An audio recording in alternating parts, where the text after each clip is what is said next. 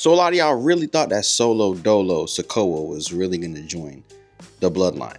He was really going to sit down and kneel before Roman and say, "You my tribal chief." Nah, that wasn't happening. Solo has been beefing with the Bloodline for years. He started his own group, the MFTs, to combat the Bloodline. Like, it's not something that's just going to happen so easily, especially since recently this man has been more popular than ever. The old Solo, the silent killer Solo, that's long gone. He now has personality, and now he's just turned slowly from heel to face over time. And now that he's gotten the acceptance with LA Knight, the crowd's feeling him. The crowd wants him. It was just way too easy. Jacob, he lost to Roman and he became a part of the Bloodline. That's cool. That's cool. That's great. He acknowledged him as his tribal chief. That's cool. That's great. The Usos has just still been there.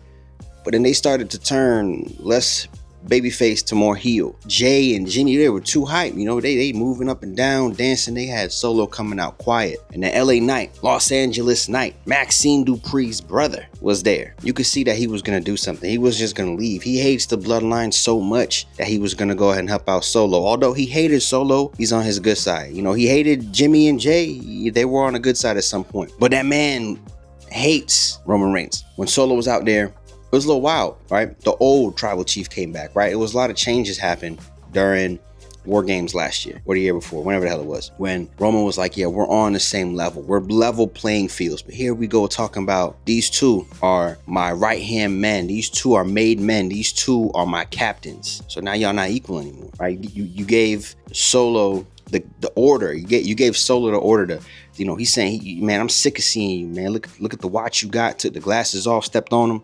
Said, man, you should be kneeling down and begging me.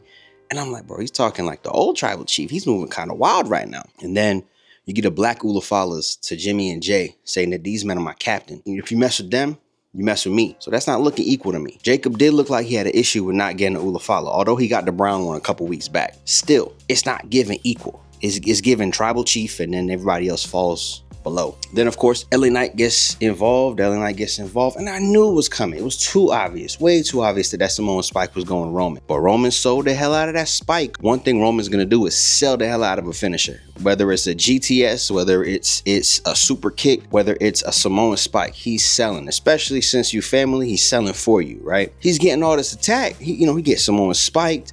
He got Jimmy and Jay get thrown out. LA Knight gets a BFT on Roman while Jacob stands in the corner. A lot of people is like, oh, well, Jacob's just gonna turn. Nah. Roman said, yo, stay out of this. This has nothing to do with you. Stay over there in that corner. And he did as he was told. But Solo Dolo Sikoa, I'm happy that this is the route that the WWE took, because ever since SummerSlam, they've been cooking. It looks like creative is starting to get more control and not so much TKO, because the storyline's looking good, right? A lot of people are mad. Oh, Solo lost to Jay. Now he's about to go join the Bloodline and yada, yada, yada. Man, the story is too good for that.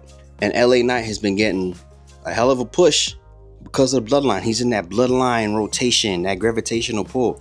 LA Knight's not going to beat Roman. That's not happening. Solo's not going to beat Roman right now. That's not going to happen. What we are going to get is a lot more main event, a lot more camera time for Solo, for LA Knight to build that status, to build that stature in the WWE, right? I mean, everybody wants LA Knight to win a championship. He's world champion material, right? Solo is getting to the point where he needs to get a title, whether it's the mid-card title or whether it's a world heavyweight title in the future. It is what it is. At this point, he's surpassed in popularity. He surpasses his brothers in popularity. He's funny. He's got character. Pew pew, all that stuff, right? To understand what he just did is going to rage war with the Bloodline. And that's the whole point. You keep this story going. Because if Solo were to join, what was going to happen next?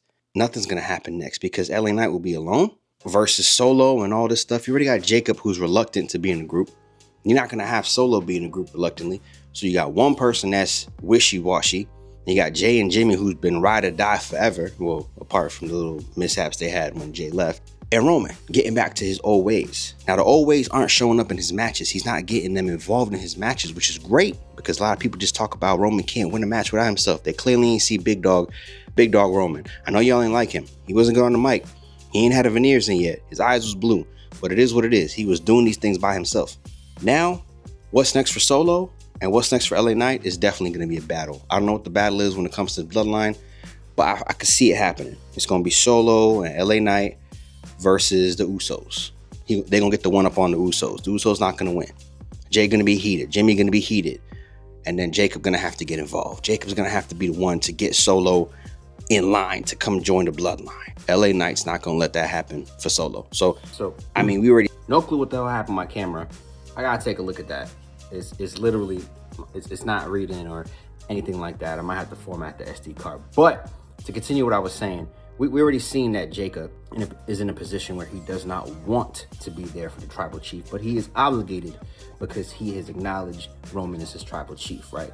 It's only a matter of time until Jacob or Jay or Jimmy, somebody feels the right or the reason or feels it's right to leave. Roman's not going to be champion as long as he was last time. That's a given. That's understood. But who's going to end up being the one to dethrone Roman as the World Heavyweight Champion?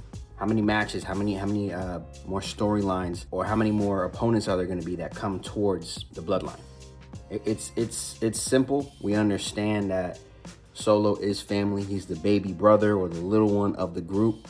And then we also got to figure out, where does Jacob Fatu play into this? Because he's currently in NXT, but it's only a matter of time until he gets called up to the main roster. And being a part of the Bloodline, being a part of this Samoan dynasty, he's going to be a part of this storyline somewhere. So we also got to look out for that. But Solo being a babyface and aligning himself with LA Knight and understanding that this means war with the Bloodline, it's perfect. I feel like Solo's character has gained the right to have this growth. He has come a long way. He's funny. He's got fans. He's got momentum, and they got to play off of it. So, yeah, Solo Dolo wasn't going back to the Bloodline. I thought that was a good decision. So, shout out to the WWE for making that great decision.